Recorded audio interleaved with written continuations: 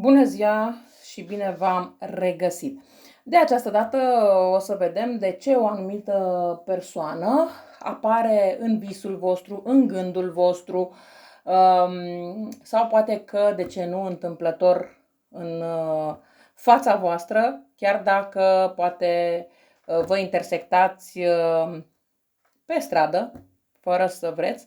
Poate că au trecut ani de zile de când nu v-ați mai văzut, dar ce să vezi acum, dintr-o dată parcă prea vă intersectați. Da?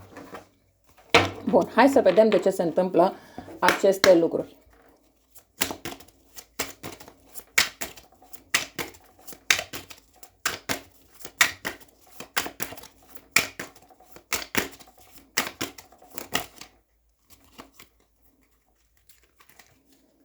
Păi, în primul rând, această persoană pot să vă spun că își dorește o reîntoarcere în viața voastră, pentru că cumva voi ați fost ca un noroc în viața acestei persoane și și-ar dori, dacă acum ar fi să întrebați această persoană dacă v-ați dori să dați timpul înapoi sau dacă și-ar dori să dea timpul înapoi, v-ar spune foarte clar că da, și-ar dori să dea timpul înapoi. Dar asta nu înseamnă că își dorește să schimbe foarte mult lucrurile. De ce? Pentru că îmi e foarte clar aici că a fost vorba de niște trădări, de minciuni. Aici văd că avem de-a face cu persoane din zodia Pești, Gemeni, Balanță, Scorpion, Capricorn, dar bineînțeles că poate fi vorba și de alte zodii, da? E genul de persoană care a știut să vă ofere iubire în așa fel încât să obțină ceea ce își dorește. Bun, dar să revenim la etalarea noastră. De ce visați în continuare această persoană?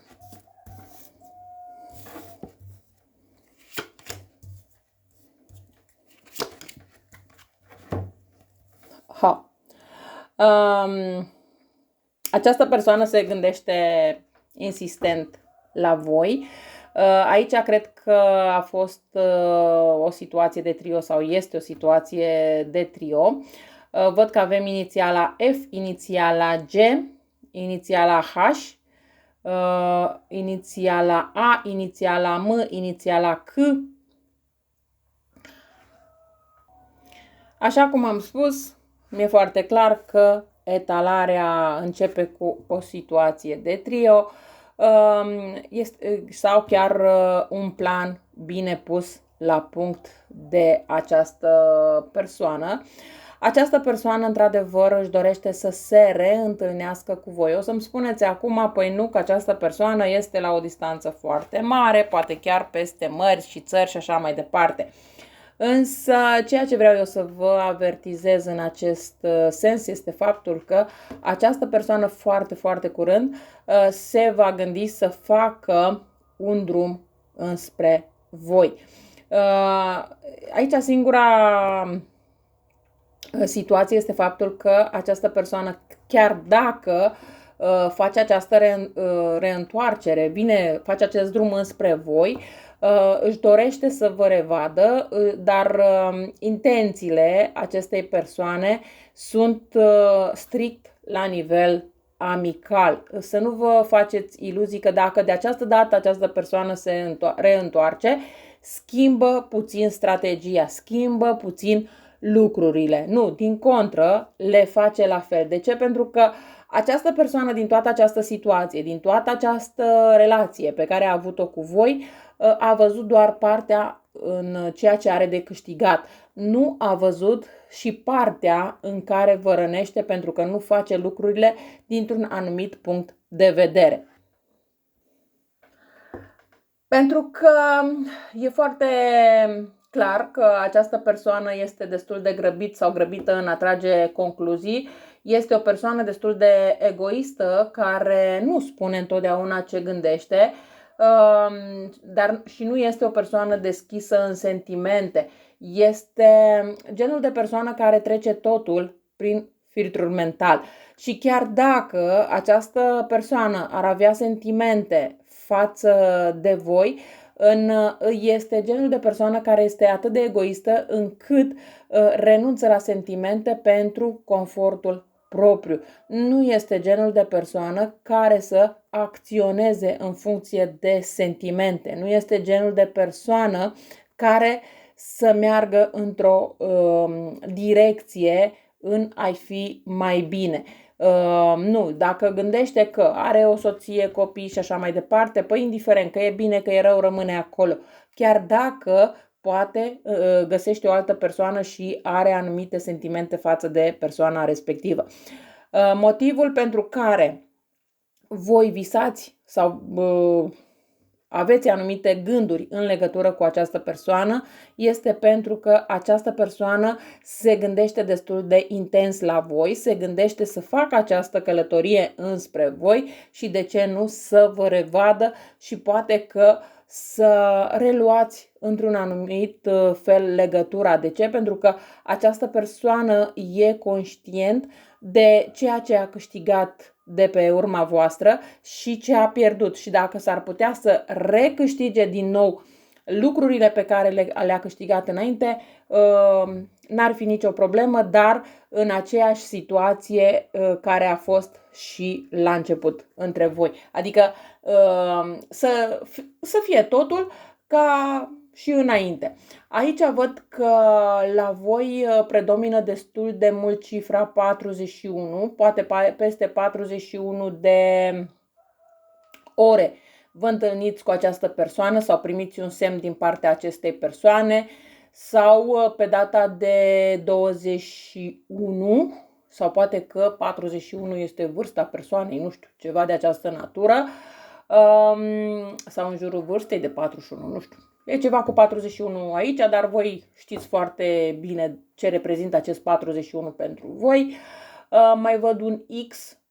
Aici mai poate să fie vorba și de faptul că cineva trebuie să aleagă în ce direcție vrea să meargă.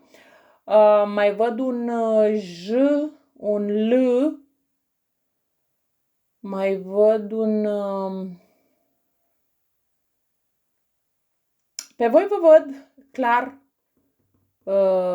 sau această persoană este între două persoane, între două situații, unde trebuie să facă o alegere și nu știe ce alegere să facă, pentru că, așa cum am spus puțin mai devreme, nu vrea să piardă confortul, dar nu vrea să vă piardă nici pe voi, pentru că are anumite beneficii de pe urma voastră.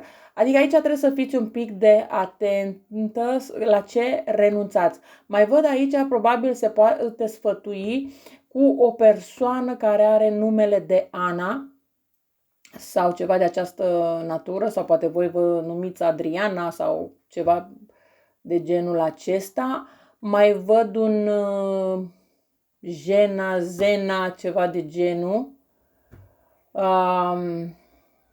Un 24. Deci este bine cumva să fiți atenți la aceste zile de 21-24 sau poate chiar 21 de ore, 24 de ore de când vedeți acest videoclip.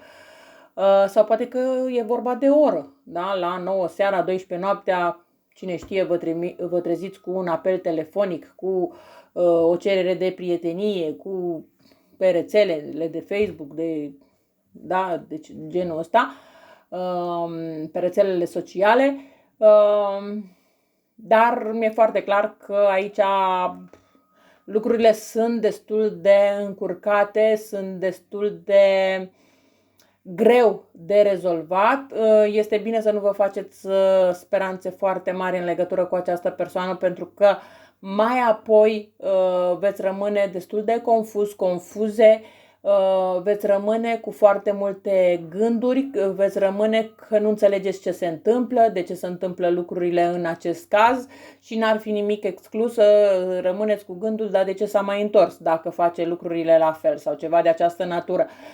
Se întoarce pentru că, așa cum am spus, este genul de persoană destul de egoistă care își urmărește propriul interes. Acum, dacă voi cădeți sau nu în această capcană, este cu totul și cu totul o altă situație. Dacă v-ați învățat lecția, veți ști exact cum să îi răspundeți acestei persoane. Dar aici totul depinde de voi, pentru că această persoană spune totul sau nimic. În schimb, voi, dacă această persoană doar vă salută pe rețelele de socializare sau vă dă un like sau ceva de genul, deja luați persoana în brață și din punctul ăsta de vedere, atunci e ca și cum îi dați în continuare curaj persoanei să vă caute, să vă contacteze, să revină în viața voastră și așa mai departe, ori de câte ori își dorește acest lucru.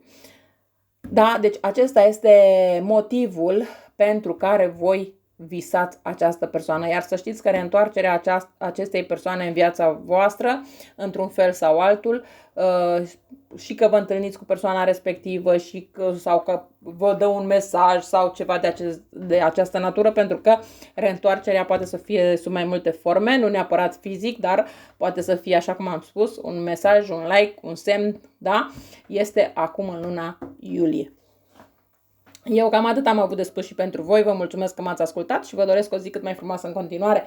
La revedere!